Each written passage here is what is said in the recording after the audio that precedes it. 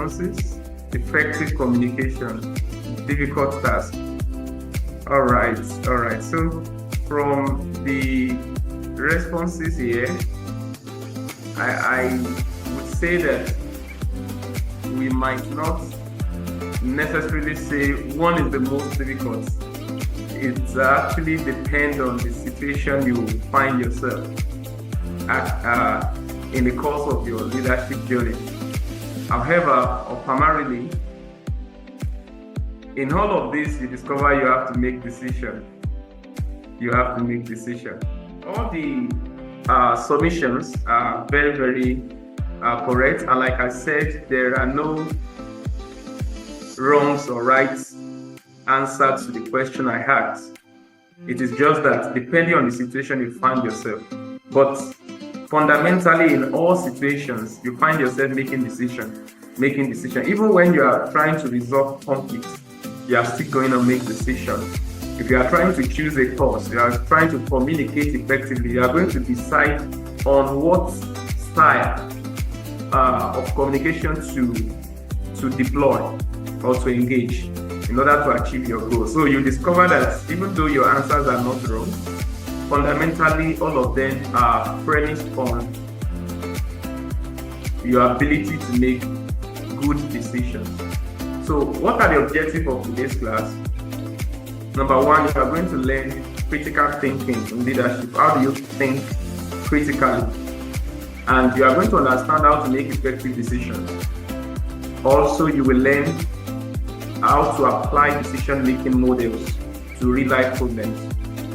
And you are going to learn new problem-solving skills. Some of them may not be on the slide, but I'll do my best to still put up the slide to make it a detailed combination for you, and then I'll send it to the platform. Jason Seiden he has this to say, that when you take away, or let me quote him the way it has been said, take ambiguity away from leadership, and you take away tough decisions and responsibility. I repeat, take ambiguity away from leadership, and by so doing, you take away tough decisions and responsibility. So please note that word ambiguity. And that is one thing that makes it difficult to make decisions when you are not sure. For example, you don't need to think how to wear your clothes. I'm not sure somebody is thinking, how do I put on this clothes now? There's no ambiguity about it. It's so straightforward. So when you don't know how to do something, decision-making becomes very, very tasking. So let's understand what is decision-making. Let's understand what decision-making is. Decision-making for leadership or for leaders is the process of choosing a logical course of action from several available alternatives to achieve a specific organizational goal. Now, don't forget that we are applying what we are learning to leadership, and within the context of organization. There is leadership in the family. That's still a set of organization. There's leadership in the school, in the community, in the industry. So, but all of them, fundamentally, it's an organization. So I hope that helped, and please take note of that. So leadership has to do with that process of selecting a course of action from available alternatives. You have so many options. If there's just one option, then you don't need to really decide. The decision has been made. Imagine somebody should ask you a question and says yes or yes. Then you are left with no option. So there are alternatives to achieve organizational objectives. And when you are doing this, as a leader, you have to also guide and inspire others.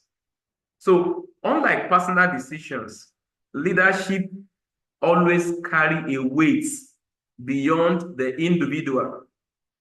Your decision will affect your teams. It will affect the resources you have. It's going to affect the strategy, the culture, and even the outcome of your, the outcome of the team performance or their engagements. So when you see effective leaders, they don't make decisions in isolation. Leaders who are effective, they don't make decisions in isolation, but they do so within, a circle or web of stakeholders. They put so many factors in place when leaders are making decisions. Stakeholders' interests. They want to look at the time constraints. They want to look at what are the level of uncertainty and what are the competing values before they make decision. So there are certain prerequisites of making good decision. If you want to make good decision, there are certain things that you must put in place, and reduced to the simplest form of it. The first is that your objectives must be clear. That is the why question. You need to ask why. A well-defined goal or problem to solve. Answering what outcome you want to achieve. So without a well-defined goal, no decision can be judged to be good or bad if there's no goal. For example, now, if the goal of a student, if a student never had a goal of gaining admission into the university, and then he goes to write JAMB, whether the student was given admission or not, the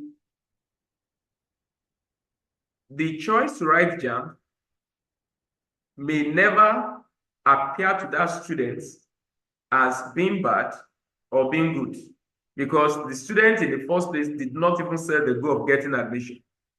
But let's say the student set a goal to get admission, but decided not to write JAMB. Now, because the student failed to write JAMB, there is very high tendency that student will not get admission. And then we can now begin to now say your decision of not writing JAMB is a bad one, because now it has affected your chances or your chance of getting admission.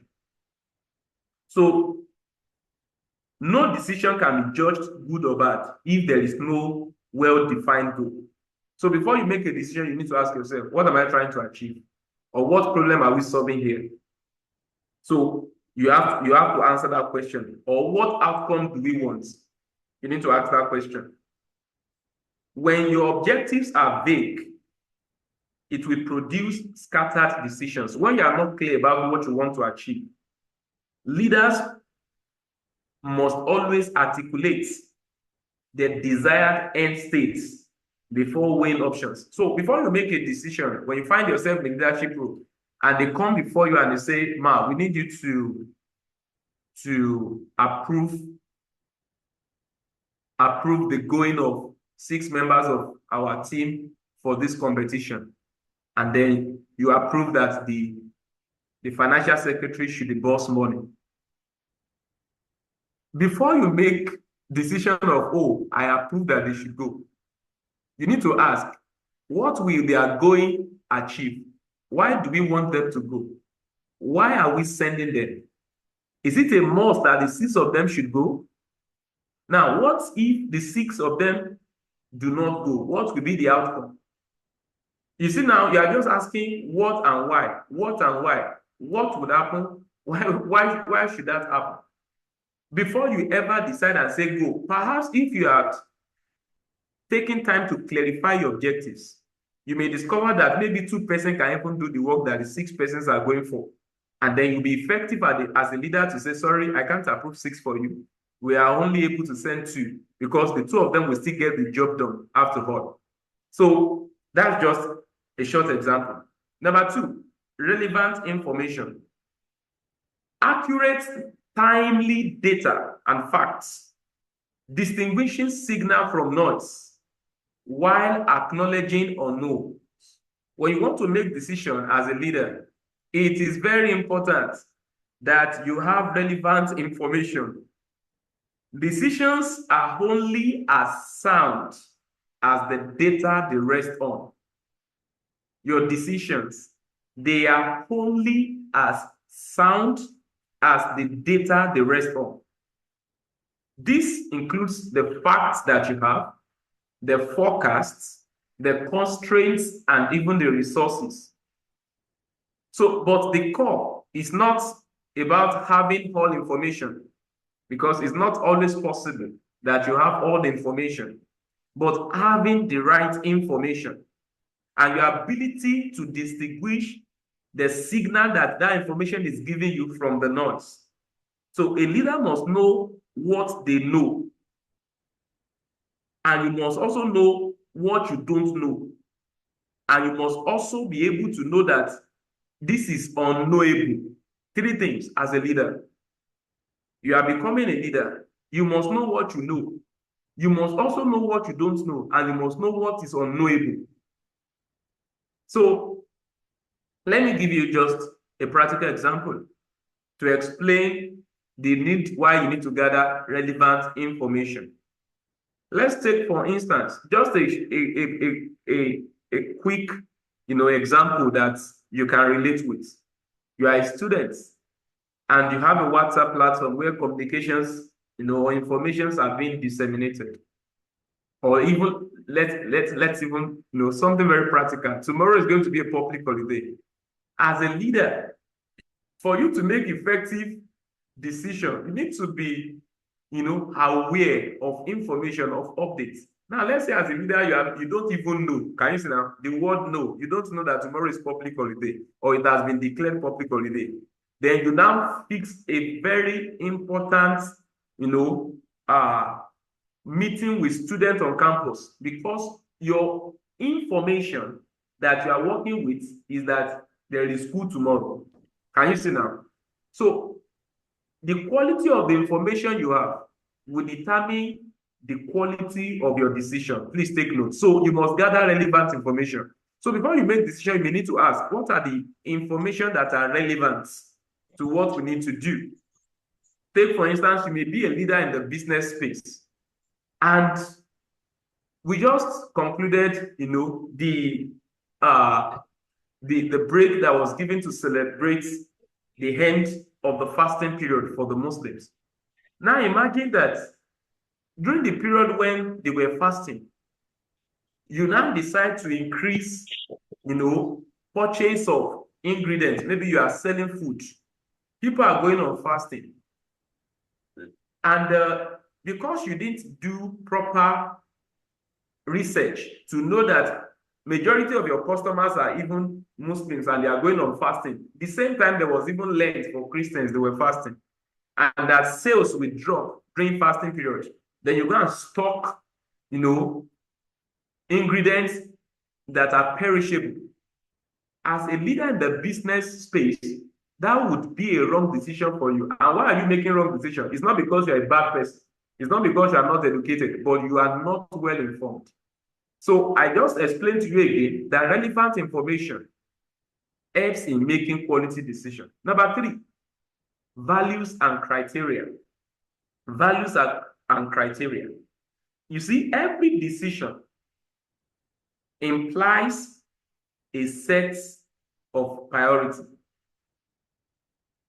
Every decision you make always indicates that this is your priority. So the core of decision making includes the principles that guide your trade-off. For example, when we talk about ethics, when we talk about fairness, when we talk about long-term decision and versus short-term, when we talk about risk tolerance, and even alignment with your personal goal or organizational mission. So when two options are equally viable on paper, you have two options and the two of them, they are viable.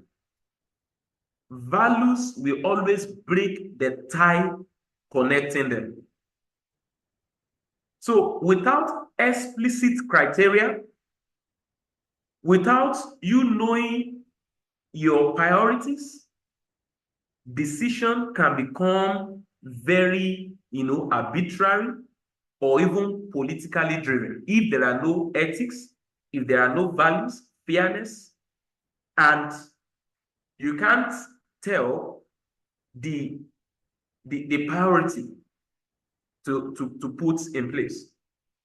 Let me give you another example, and that applies to many students. For example, you are to go on high tea, or let's say you are to go to serve now. Once you are done, you are going for service. Leadership begins from personal level. If you are going to lead a community, you must learn to lead yourself. So now you want to make a decision that has to do with your life. And then what are the options? If you have some people where you want to go and serve, somebody may say anywhere they post me. The person is leaving the decision to,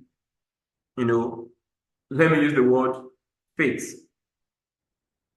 F-A-T, anywhere they post me. Another person may have done research and ask, okay, where do I need to go after now? Where do I need to spend the next 1 year of my life that will have value to my life? That by the time I'm done, it will be an added advantage. So somebody may have researched and say, oh, there are industries that aligns or that align with my career pursuits. I would love to serve in this particular state and in this particular company.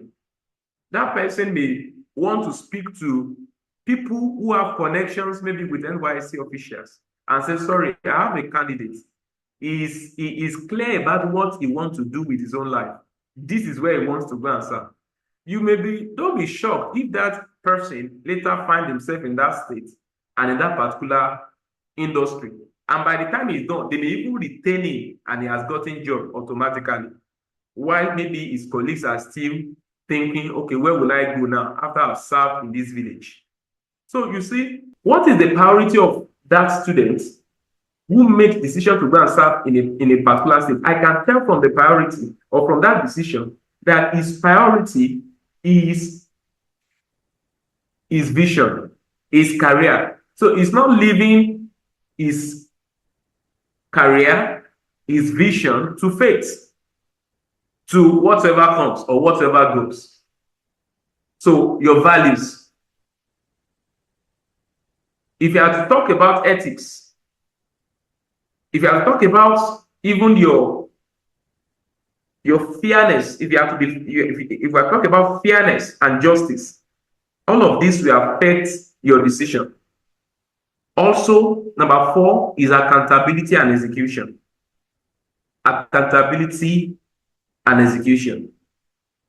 This answers the question of who and when. If they should ask who is involved in this action, who took this action, or who took this decision, the question of who and when, that can also affect your decision. So the commitment to act or even assign responsibility to set the timelines and communicate the decision and monitor the results. All of these affect your decision. So a decision that is not implemented, you should know that is merely a wish. And the final core elements of every decision is the commitment to act and also own the consequences, to be responsible for the consequences. What does that mean? It means assigning responsibility, setting the timelines, like I've said, and then communicating the decision clearly and monitoring the outcomes. Great leaders also, they build feedback loops to revisit decisions when new evidences emerges. There's one aspect of decision making, and that is feedback. You may start something and then it's to run for 10 days. The second day you can take, in fact, from the first night, let's say you stage a 10-day or 5 days program. From the first night, you take feedback from your ESCO. And they say, team, let's gather. What do you observe today? How are we doing it? Am I performing well? Is so and so performing well? What went well or what went wrong? And then you are going to now begin to evaluate so that you can make better, decision. So don't forget these 4 prerequisites of good decision making. The objectives must be clear. You must gather as much as you can relevant information. For example, somebody may want to do wedding. I'm giving you some leadership. Somebody may want to do wedding, and then you are a leader when it comes to event planning. And then they consult your company and they say, can you help me plan my event? And then you are going to ask them, when do you want to have these events? And they say, we are going to have it this month. Let's say they say June or September. And then you ask them where? Say, we want it to be open space. Now, if you have information of what will be the weather, what will be the nature of the weather during those times, you may get to know that it will be raining. There's possibility that there will be rain. You may better now advise that, don't make that decision. Don't put your wedding around this time. Why not, a month that you will not have to pray before you hold your wedding because of rain. So why is somebody choosing not to hold his or her wedding at a particular time? Information that they have gathered, and that influence their decision. So relevant information, values and criteria. Your values, there are things you cannot compromise. There are certain things that are your priorities. Sometimes you may decide who to work with and who not to work with. Your values can make you say, sorry, I can't be a friend with you because your values and my values are different. Somebody's values maybe will get this result by any means. I'm going to make a good result if I have to cheat, either by hook or I cook it. And then you say, sorry, my own values are, I do my best, I leave the rest to God. I'm building a record. You may not be able to work closely with that friend. What has influenced your decision? Your values. And also accountability and execution. Are you ready? There are things you don't decide. For example, in fact, sometimes you want to watch something on YouTube, and then maybe it's one of this, let's say a webinar or a course, and it's been advertised to you, and then the cost says, let's say 100,000 naira, and you have to pay for the course. Now, what will determine either you say yes, you may be interested, it may be a good thing to decide for, but now are you ready to commit to act? You say, I'm not ready to pay 100,000 naira. So you say no. It's not that you couldn't have made the decision and say, yes, I want the course, but you cannot commit yourself at that time. So you say no. It happens in relationship as well. A guy may propose to a lady and say, I want to marry.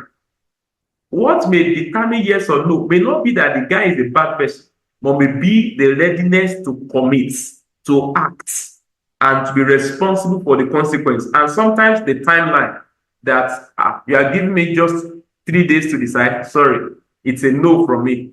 I will need more than that to decide. So let's move. Please take note of this. Leadership is often defined not by power one holds, but by the quality of decisions one makes under pressure. In fact, the CEO of Amazon said that what you are being paid for as a leader is that you make few good decisions. It's not about making many decisions, but making few quality decisions. Also note this down, that a leader's primary value is the ability to navigate through fog and provide a clear path forward. Followers may not know what to do, but as a leader, you must be able to tell them, let's go forward. Now, there are certain frameworks for decision making. Let's discuss these frameworks for decision making. And you may want to take down some notes here because I'll take my time to explain each one of these frameworks. The first framework that you have there is the word frame itself. Is the word frame. Frame and priorities. So before you gather data, before you say, okay, I need information, you need to first set the stage correctly. Is this decision worth my time? What exactly are we trying to solve? Before you start gathering information, you need to know what situation are you in. So identify the critical few things. You want to say what you want to do. Is it viable or something? Is it something trivial or something critical? So you need to first identify that. You need to define what the real problem is. All of these are under framing and priority setting. Is it worth my time? Is it something trivial or something I should pay attention to? So state the objectives very clear. That's the first thing. Before you think of what should I do, ask yourself, what are we trying to do? You need to ask, what outcome are we trying to achieve? Don't even gather data first. Don't even ask people, what should I do about this? What do they think about? Don't even do that first. You want to know, what situation am I into? What am I trying to solve? What am I trying to achieve? You need to ask those questions. Also, under frame and priority, under that first one, there's another thing you need to do. You need to also ensure the right people are in the room. Because when you're asking, what are we trying to solve here? Let's say you are in a leadership position. Before you start solving a problem, you need to be sure that you have the right, you're asking that question from the right people. For example, if you are in a top management role, you are talking about stakeholders. You are talking about maybe someone who is even an expert. You need to be sure you are around those people. And if you can provide answer to that alone, then why not? You go ahead. Under that frame and priority as well, you need to know your values. You need to know your values. When you are setting the stage, before you make a decision, now that you have answered the question of what are we trying to solve? What are we trying to solve? When you know what you are trying to solve, then what outcome are we aiming at? When you're able to also set that, and you have checked that you are asking that question amidst people who are relevant, people who matter, maybe your team members, your top officials. Not that after you have decided what you are trying to solve, somebody comes and tell you that's not the real issue. So you want to be sure that people who can tell you this is what we are trying to solve, they are there. So when you now have that problem put on the table, and then you are sure that it is something that is worth your time, you are setting the stage. The last thing you do is, what are our values? What are the things that we cannot compromise? When you know the things you cannot compromise, for example, if that decision is something that involves, let's say, paying of bribes, and as a group of persons or an organization, you have determined that in this organization, we are not going to pay bribe. We are going to work clean. Now, if the decision you are making is already indicating, well, for us to proceed, we need to bribe someone. You can easily decide, sorry, we are not even meeting on this to solve this problem. It's not a problem for us to solve. You may even need to ask, is it our problem? If it's something the government should solve, you may not bother to sit on it and say, okay, let's solve it. So there are so many sides to that. You may need to look at your trade-offs. Trade-offs. What are things that you can forego? The things that you need to look at and compare. It could be speed versus quality. Speed versus quality. It could be short-term vision over long-term vision. Let me give you an example.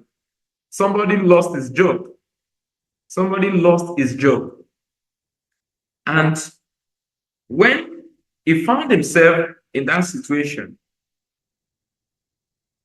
let me explain it using two case scenarios, two examples. two different persons.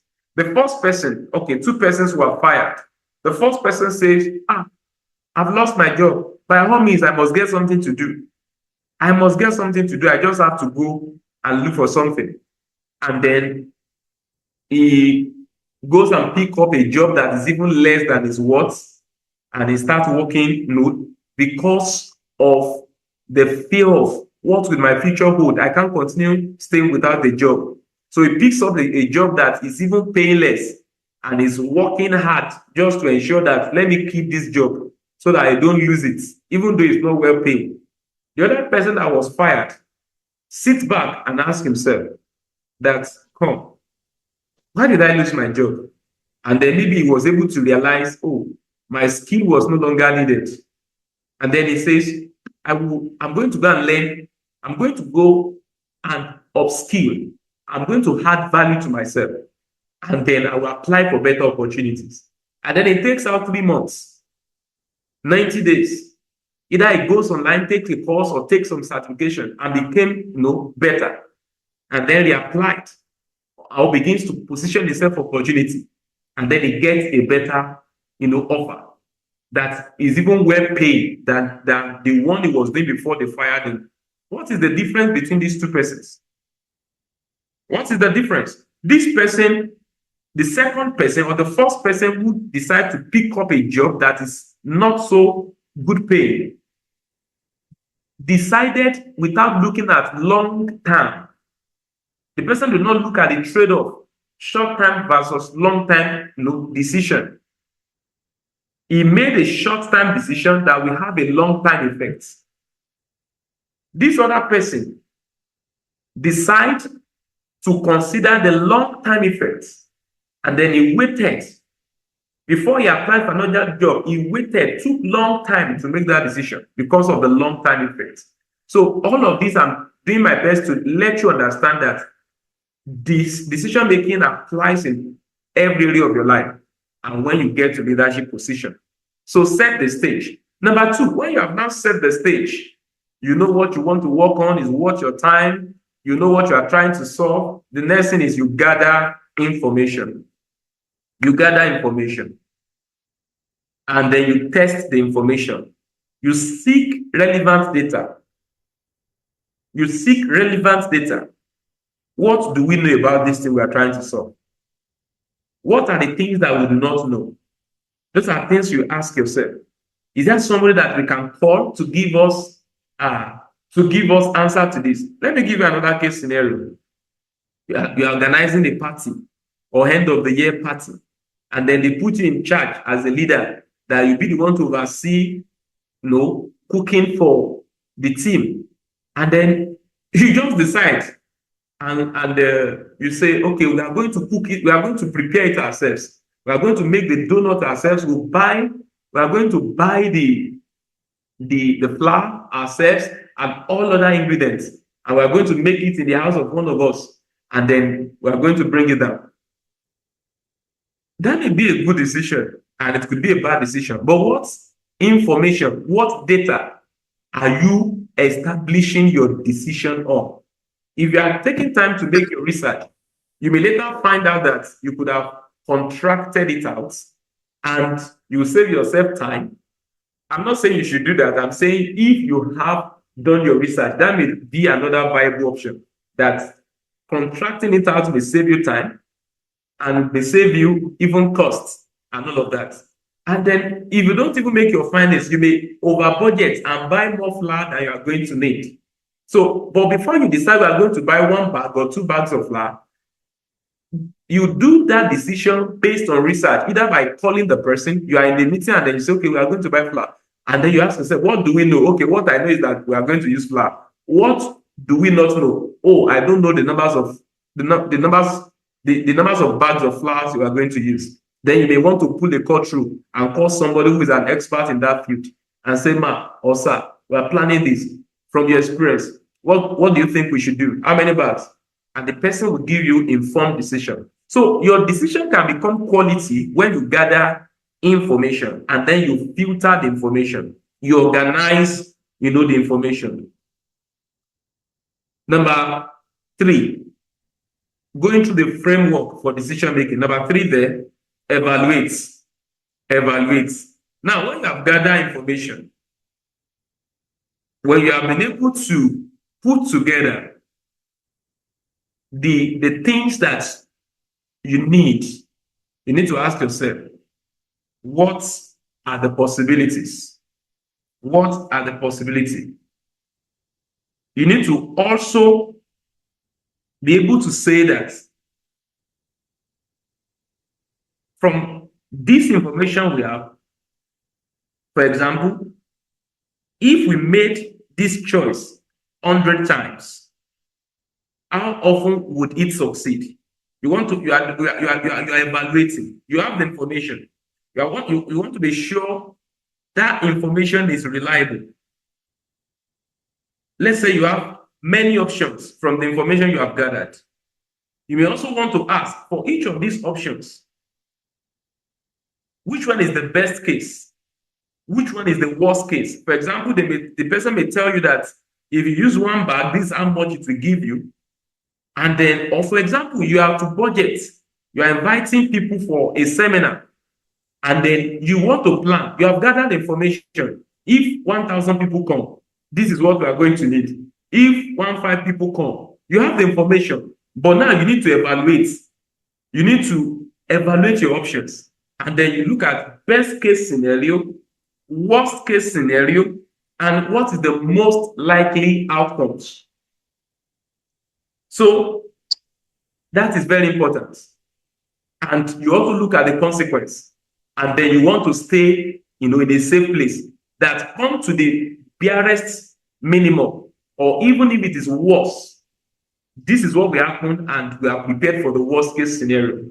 Imagine you invite people for a program and you plan for 50 people and 200 people showed up. You might feel disappointed and feel so embarrassed. Your resources may not even go enough. There have been meetings which I've heard of that were caught, and people came over. And by the time the second day of the program, there was no space for them. They had to call off that meeting. That people, please go. People started dying. There was stampede because they over budgeted. The venue was small to the people, to the turnout. They couldn't envisage that was going to happen. So you must evaluate even the information you have. Information will help you to see more clearer when you gather information, but you need to evaluate. And you need to put them in 3 boxes. Number 1, best case scenario. Number 2, worst case scenario. Then number 3, the most likely outcome. And then you make your decision. Now, before you make your decision, which is the 4th stage, which is you decide, okay, this is what we are going to do. You make the call and then you own it. You decide that this is what you want to do, and then you must own it. Now, when we say own it, that does not mean that it has to be you as the leader. What we are saying there is that one person and then one accountable decision. Assign a single decision maker for clarity, even if input was collective. What do I mean? All of you gather to discuss something. Let somebody be responsible and say, okay, you are the one that will write the minutes for this meeting. All of you were discussing. After you have decided what to do again, you may later decide and say, okay, Mr. So-and-so or Mrs. So-and-so, you'll be in charge. You'll be the moderator for this program. Mr. So-and-so, you'll be the one to, coordinate the movement of the people. All of you suggested, but somebody must be responsible for one action. That's what you do as a leader. So don't ever hold a meeting as a leader and you leave the action open-ended. Nobody is responsible for anything. So if anything fails, nobody to be held accountable. It will not work that way.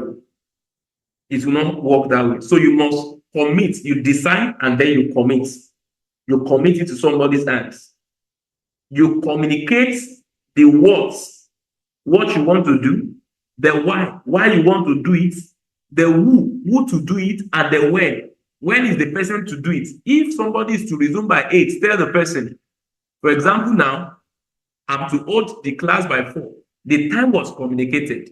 If the time was not communicated, it's possible maybe by now we'll not even show up, or we probably will not be meeting. So when is very important as you are making decision. Please take note of that. I believe you are learning one or two things.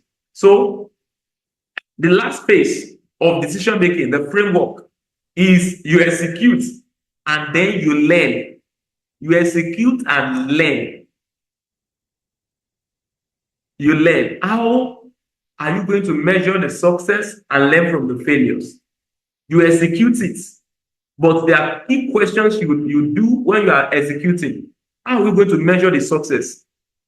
If there's no measure, you can just be working and then you will not know whether you are succeeding or you are failing.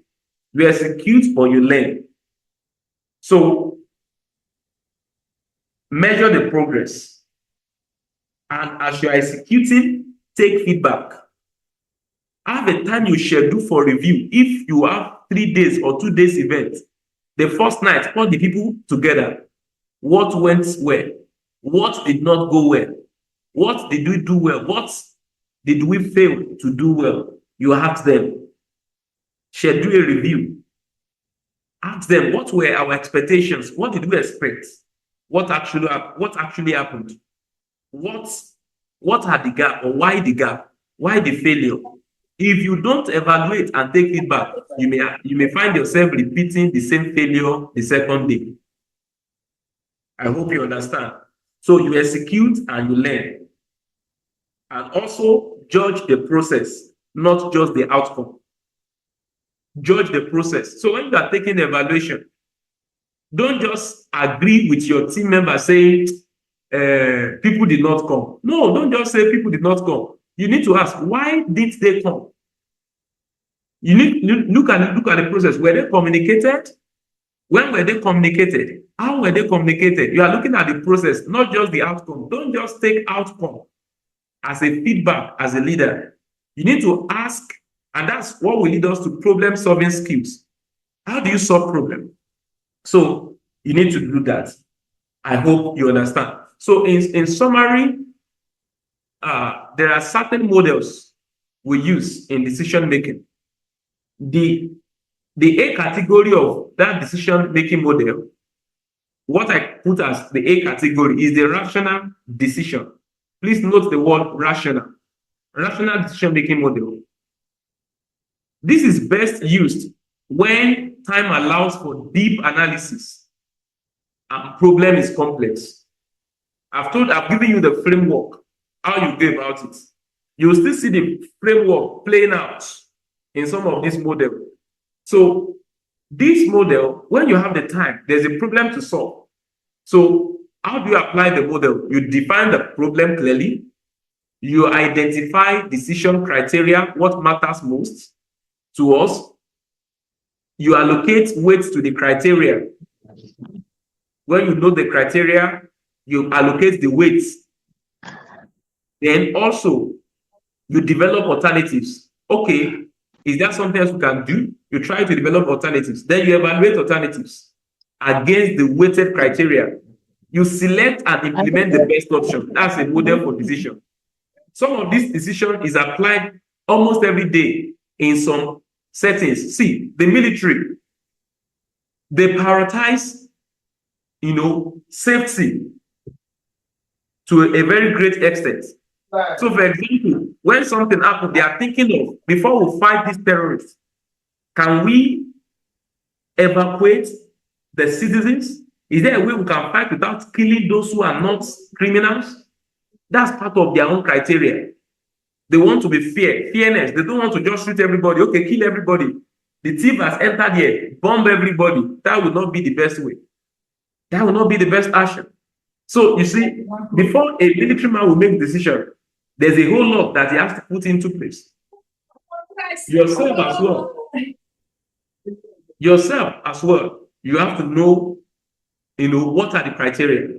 And then you put weights to them. That is one model for decision making.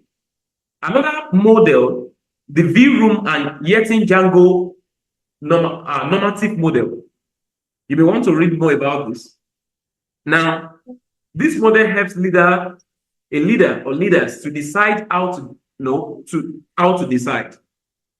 It asks, should I make this decision alone or should I involve the team? So if somebody is an autocratic leader, that leader may likely say, I will decide this alone using available information. If the leader is somebody who is a consultative leader, that leader will say, oh, I will share the problem with individuals privately, and then I'll make my decision. It's still part of a model. Today, you may find yourself consulting for somebody who responded that maybe part of the most difficult task for leaders is deciding which course to study or something. I think I saw that response. One way you can overcome that or find your way around that, maybe you may want to consult. Sometimes your own knowledge is limited, and you may just want to consult an higher leader and say, probably you've been in this situation. If you are in this situation, what would you do? And the person will be able to guide you, and then you come and decide what to do. Then, if the person is somebody who is team-oriented, he may just say, okay, let the team meet over it, and let us reach a consensus. And then the leader is going to act as a facilitator and say, what do you think? What do you think? What should we do? And then whatever they agree on, that will be the decision. For example, deciding that maybe we are in a group and then we want to decide whether the class will hold or not. We can run a poll and say, okay, people should just say yes or no. You see it happens even in the Senate. If they say if it is nay, say nay. If it is yay, say yay. And then people will say, okay, nay or yay or something. And then say the yes have it or the nay have it. Big decision, tough decision, but they know that let the people decide. And it happens, it is still part of the model of decision making. The last one I'm going to share before I move to the second part of the class today is the OODA model. That is observe, orientate yourself, decide what you are going to do, and act. It happens a lot in military. This is particularly developed for military strategy. And it's ideal when you need to take fast move or you are under pressure and there is no perfect information. You observe what's going on. You may need to orientate yourself. If this guy that I see that ran inside this house is with a gun, this person is armed. What do I do? Oh, let me call more soldiers to join me. Oh, let me hide myself. And then you have decided, let me hide myself. The next thing you do is that you take that action, you hide yourself, or you shoot. And your decision is based on observation. So it happens a lot in military. It happens, and it also happens even in business. For those who trade, maybe Forex or something, you're observing the market trend, and then you rotate yourself. If this thing is falling, or if this thing is rising, as a leader, you observe, then you orientate yourself, and then you decide, okay, I'm going to sell. Oh, I'm going to hold on. And then you take the action. If you don't take action, decision is useless. Somebody decides is going to write jam, but never take any action to take the jam. And I'm going to ask you a question now as we move to problem solving. So let me have just very short interaction with you on the group. And I'm going to ask you this question, and I hope you are going to be able to give me very good answers. So everybody get ready. The question is this. There were in the past tense now, there were 5 birds on a tree branch. 2 of them decided to fly. How many birds were left on the tree? There were 5. And 2 out of the 5 birds decided to fly. So how many birds do we have? Answer from you. Oh, I didn't say boys. Oh, I said birds. Boys will not fly. Birds, thank you. There were 5 birds on the tree. 2 of them decided to fly. How many birds are left on the tree? Or were left? Either ways. Okay, thank you. I think I have the answer already. Okay, most consistent answer says 5. And the reason why it is 5, you are right, is that somebody already gave the answer. 2 decided to fly, but we didn't hear that they fly. Yes, because decision is different from action. So if there is no execution, the framework of decision is not completed. Now let's move to problem solving. Problem solving. Let's discuss problem solving. And I want you to know that it's one of the talent that is very rare, is a powerful toolkit that every leader must have. Though it depends on the nature of the problem, whether a mathematical equation or a broken engine or a workplace conflict, there are different skills that you may need to apply. So let's dive into it.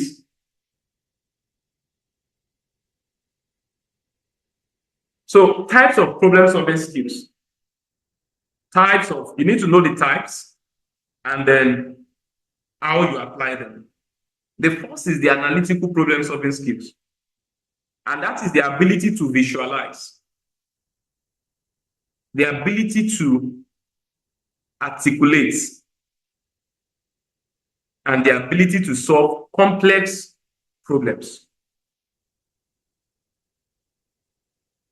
It helps you to make decisions that are sensible based on the information that are available.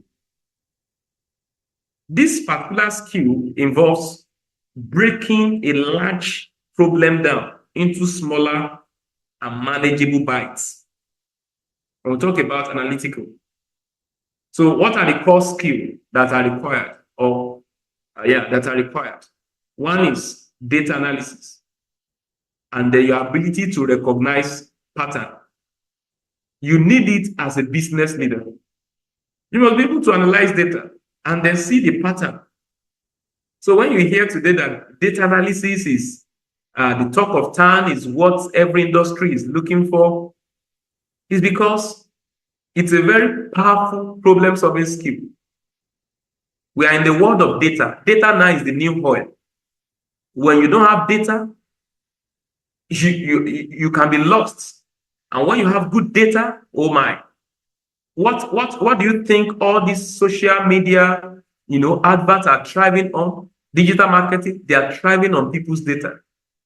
When you go on YouTube, you have your personalized, adverts. The content that you are watching are peculiar to you, are relevant to you. They are leveraging on your data. They are leveraging on what you do, what you like doing, and then the algorithm begins to program things that comes to you. And then you keep watching. You like what you are watching because they are relevant to you. And by so doing, businesses are making more money. Analytical problem-solving skill. When do you make use of it?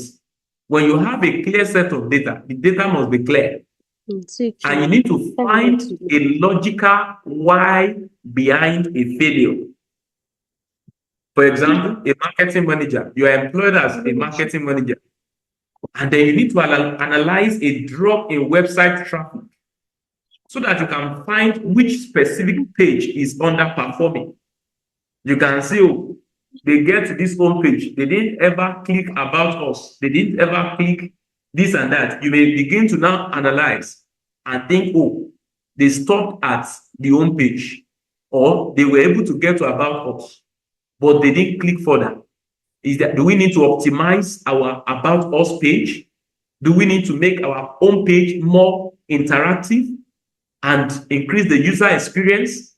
So there's quite a lot of things to do when you have clear data, and that has to do with analytical problem solving skills. So when we talk about problem solving, is not carrying spanner and carrying tools. Funny enough, somebody went for an interview and they asked him, "Oh, engineer, how are you? What are your problem solving tools?" You can guess some of the things the man listed. Is somebody going to guess? Let me make the class a bit more interactive. Is somebody guessing? The man was an engineer, and then they asked him, "What are your problem solving tools? Problem solving tools." Is somebody guessing already? Spanner, thank you. A screwdriver. Who is guessing? It was so funny. The interviewers were like, "You don't mean it. Your problem solving tools." All right. So none of these, or none of the things that the man mentioned were problem solving tools. So we are going to get to them as time permits. Analytical problem solving skills. Very important. Another type of problem solving skills is the logical reasoning, or we call it deductive. You are able to deduce because of logical reasoning. Logical reasoning. All right. So when we talk about logical reasoning, it's used for solving problem, in a top-down approach manner. You start with a general rule or a premise, and then you begin to move toward a specific certain conclusion. This kind of method, it's very highly structured, and it leaves room for ambiguity. You have to be very clear. So, for example, you have something like if A equals to B and B equals to C, and then A equals to C, something like that. So this happens in programming, in mathematics, and in legal arguments. When people begin to tender their reasons and their evidence, and then you're imagining, okay, this man was reported not to be at work, and he was found to be at home at the same time, and something happened to his wife. Legally, you can start deducing that the man may have been the one that did what happened to the wife. Number one, A says the man was not found at work. He was reported to leave the office at this particular time. At the same time that this man was reported to leave the office, there was a report that says he was found in his house. And then at the same time, something happened to the wife, who was also in the house. Logically, you can deduce that this man was the one that did what happened to the wife, either good or bad. Another practical example stated here: a software engineer identifying a bug by systematically running out sections of code that are functioning correctly. So you can begin to section them and then you test them. By the time you get to a section and it's not running, you know that it's that section that is affecting the whole program. That's logical. All right. The third type of problem solving skill is the creative problem solving skill. When we talk about creative problem solving skill, they often call it thinking outside the box. It's called thinking outside the box. And it involves looking at a problem from, completely new angle. What are the core skills required? Brainstorming, ideation, divergent thinking. You are thinking differently. What if this thing could be this way? What if we represent this thing? You have the answer before, and then the answers were using hard button, but somebody was rethinking. What if we make the skin bigger, and then we don't have to, you want it to be answered, it should not be too big. Now, but want to increase the screen, but the buttons are taking part of the space. Can we have the button inside the screen, and then we have a bigger screen, and it's still answered? Somebody is thinking outside the box. Somebody could have been so limited in his thinking and said, no, we can't have a buttonless phone. It has to be button phone. What do you mean that there will be no button? People will not be able to use it, but somebody was able to think outside the box. Creative thinking, solving the problem. People want to have bigger screen in their hands, and yes, still call it handset. But how do we increase the screen? And then we still need button. Can we bring in the button? Can we bring in the button in another form? They were able to solve that problem. So look at this example, using a social media challenge to solve a brand awareness problem instead of buying traditional TV ads. Oh, look at it. Let me give you an example. Some of you may have joined some competition and they will say that, oh, this particular brand, they may want people to know them, that this is what they do. And then they can set out a competition for people on social media, and they say, you are competing for 10,000 naira or even 50,000 naira. 50,000 naira. That's a small money, or even 100,000 naira. Let's even say 100,000, and they say, okay, make a post, record yourself, and make a post of yourself, and tag our brand, tag our association. If you are able to get the highest like, you'll be the one to win. And then you make that post for them. You talk about their business, and then you are the one that publicizing to your friends. It's a social media challenge, but as you are getting likes and your friends are liking you, you are begging them to like you because you want to win 100,000. Their brand is becoming more visible. People are getting to look at who are the organization that are running the challenge. They may go and read about them. They have succeeded to have brand awareness without spending any money to pay the TV,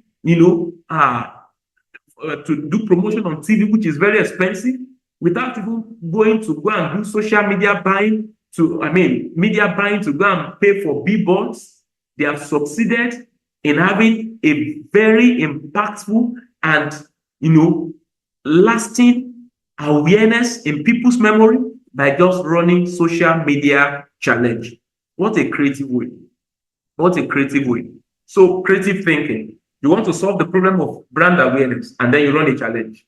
Instead of going through the traditional way of saying, let's go and post it on, let's go and advertise on radio or on TV. Creative thinking. Number 4, critical thinking. Critical thinking. I'll soon be rounding up. Critical thinking. Critical thinking is the gatekeeper of problem solving. Is the gatekeeper. Critical thinking, it involves questioning the information you are given so that you ensure it is accurate. Critical thinking also ensures that the information you have is unbiased before you try to solve the problem. The core skills that are required for critical thinking. You need to be objective about it. And of course, skepticism is also important about when you want to be critical. You need to behave as though you are not biased. It's not as though you just accept. You need to have that mind of, I'm doubting what you are saying. Let me prove it objectively. It's not, you are not biased. You are not taking it personal. Critical thinking, let's assume is not even you. Let's assume it's not you that thing is happening to. Let me focus. Let me think about this as though I'm dealing with the client. When you're objective about a problem, you can get to the root of that problem and solve it. But when you are emotional, it will be impossible for you to make good decisions and solve a problem when you're emotional. Two people are fighting, and one of them came to you and report and says, sir, this and this happened. And then you are not looking at it objectively, and you don't exhibit some level of doubt. You are not skeptic about it. You just believe the person hook, line, sinker. You don't make any finding. You may not be able to solve the problem because you just accept what the person said. So when do you use this? When dealing with fake news, conflicting reports from team members, or when you have complex social issues. Look at the example, a CEO hearing 2 different versions of department conflicts and looking for objective truths before mediating, before stepping in to solve it. You need to look at it, okay, let me not put myself, even if I know Mr. A, let me act as if I don't know him. And then how do I handle this matter? So the fifth type of problem solving skill is research and information gathering. If you can make your research, of course, you can find a solution. When we talk about research, this skill isn't knowing the answer, but knowing how to find the answer. The skill of research is not that you know the answer, but you know how to find the answer. I'm going to find it out. That's research. This involves identifying what information is missing and where to acquire it. The core skills required for research and information gathering is information literacy. You need to even know what information is, what data is, what kind of data are you looking for. And you must know how to interview people. Either you schedule a questionnaire or you do a word of mouth interview or whatever interview you need to do. Also, when are you to use this type of skill? You make use of it when the problem is outside your current field of expertise. Why do you go to do research even at final year? There is something you don't know and you want to find out about it. This is beyond your present scope. If you already know it, there's no point researching. Or you make research, you test the data, you gather the data on the field. You run out a questionnaire and then you're able to come out with a decision. All right. Applying problem-solving skills as we round off. If you are going to apply problem-solving skills, you need to identify the problems as well. You need to define the goals. You need to explore possible strategies. Of course, you need to anticipate the outcomes and take action. And while taking action, you need to look back and learn, take feedback. This will greatly help you. Look at this decision-making chart.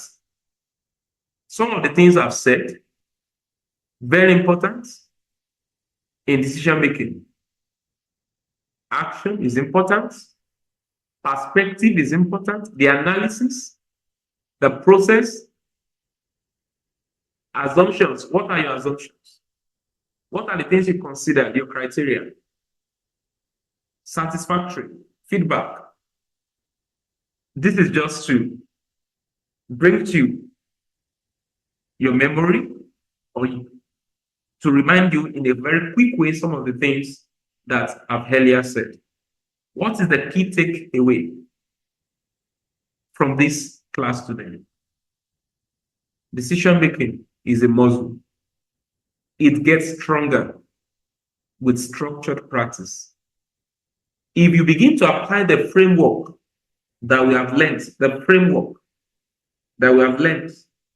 to make decisions, you put into frame and you prioritize. You gather and you test the information. You generate and you evaluate. You decide and you commit. You execute and you learn. When you begin to apply structure to how you make your decision, you will discover that you build up that muscle. You'll be good at decision making. Critical thinking protects a leader from emotional impulsiveness. That's another thing I want you to take home.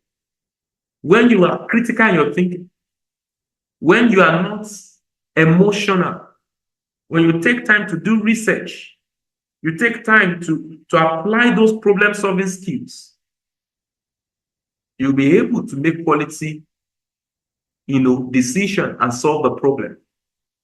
Another thing I want you to learn is transparency is how a decision was reached. In how a decision was reached, rather, is often more important for team morale than the decision itself. I point this from the point where I stated that you should focus on the process, not the outcome. Transparency in how a decision was reached. Please don't forget, take this home with you. Transparency in how a decision was reached is often more important for team morale than the decision itself. So when people know how did we arrive at this decision, and then they can tell that yes, we did research. Oh, we reached a consensus, everybody contributed, and then the decision was finally made. That will boost their morale to work than everybody, good morning, this is what we are going to do. And then they are wondering, when did we decide that we are going to do that? Who decided it? I said, I'm the leader here. I went home and I thought about it and I concluded that this is what we are going to do. You may kill the morale of your team members when they can't see a structured way that or by which the decision was reached. So please, as you are making efforts and you are preparing yourself to be leaders in the school, leaders in the business space, leaders anywhere, even as content creators and influencers, don't forget that there are skills you must have. And these skills that we have discussed today will greatly help you. Decision-making skills and problem-solving skills that are very, very important in leadership. I encourage you to read more, to learn more, and to practice. Don't be like the two birds that decide to fly. But within later year, they took the action, and it's almost like nothing done. So I believe you have gained one or two things from today's class, and you may have one or two questions to ask. Thank you so much. It's such a privilege discussing this with you. I would like to entertain some of your questions now. If you have questions to ask, please feel free to ask them. Questions?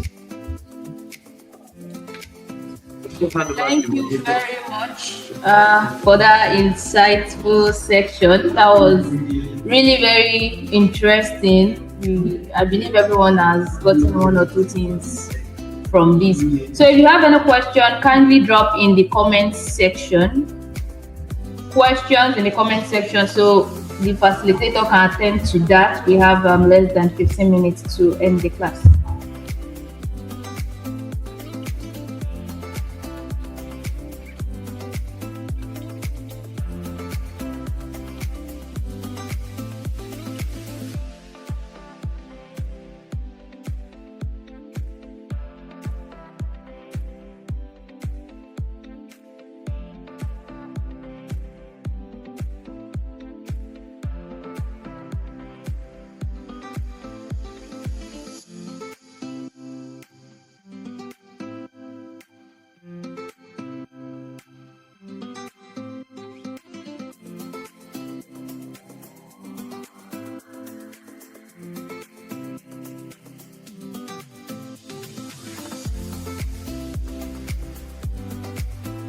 All right, so feel free to ask a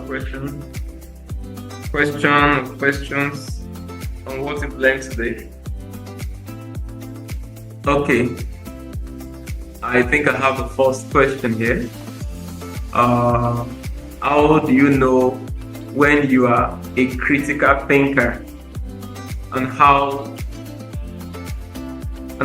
can we get ourselves involved with things that will make us think critically, sir? All right, thank you. So the first is to understand what is critical thinking. Critical thinking, you need to first understand what it is. And like I said, it involves questioning. Just question yourself. Questions, exhaust the questions. The information you are given, when they give you information, you must be a critical thinker. And it's not only when you want to solve problems. I want to believe the person who has the question can hear me at this time. And I'm going to give you some. I even mentioned that particular example. But then let me give you one more example to know what critical thinking is. You say, how do you know when you are a critical thinker? Of course, how you know is that you are not a person that is a yes person. You don't just say yes. You ask questions before you say yes. So that's how you know. I'm not a yes person. Somebody may call you now and say, you'll be following me to school tomorrow. Or, oh, tomorrow is public holiday. I would like to take you out. And you say, okay, that's fine. You can't just say that's fine. A leader will not say that. Even if you will later go, you want to, a critical thinker is, okay, Where are we going to? Why are we going there? When are we going there? What do you want to achieve? So he's a critical thinker. What's the need for me? Are you sure I'm the best person to go with you? So in a short way to answer that question, how you know you are a critical thinker is that you are not a yes person. You say no often. And before you say no, not as if you are just saying no to everything, but before you say no, you have thought to the left and to the right, and then you balance it all. So you know when you are not a yes person. All right. And how can we get ourselves involved with things that will make us think critically? Of course, just ask questions. Question things around you. That's how you begin. Question things around you. If you sit down and say, okay, why do students fail? You may start thinking critically, and you get to the root of it. You may ask yourself, why do graduates don't get jobs? You don't just take the outcome. You know the outcome is graduates don't get jobs. Some people just take that as a yes, and they will not bother to ask the question, why? After why, what then happened? By the time you start asking those questions, you discover that you get yourself into critical thinking. All right, can someone please help me? Okay, that's my question. All right, no other question as far as I can see. I hope that answered your question.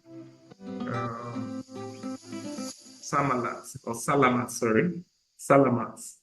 The name I'm reading here says Salamat. I hope that answered your question. All right. If there are no questions again, I'm going to hand over to the moderator. Establish industry before you leave school. Okay, someone is chatting that. Is that a question? Attend conferences and network widely, of course. Yeah, if you want to get, yes, somebody, these apps from Team McGeorge, this is also part of it. You want to get yourself into active critical thinking, of course. You want to establish industry links before you leave school. Very important. Like you have McGeorge as your partner now. It's possible you link up with this company even before you leave school, and we get to know what you do, and we'll start engaging you in things that could really develop you. And of course, when you go for IT and you go for, some of you have gone already, but you still have your service, your NYSC time as another time to network, and then you have established that. Also, when you attend conferences and then you increase your network, yes, that would also help you to begin to think beyond what you are presently thinking, and it will really expand you. All right, so this says with regards to why graduates don't get jobs. Critical thinking can bring up solutions like this to identify problems. Thank you, Team McGeorge, for that contribution as well. All right.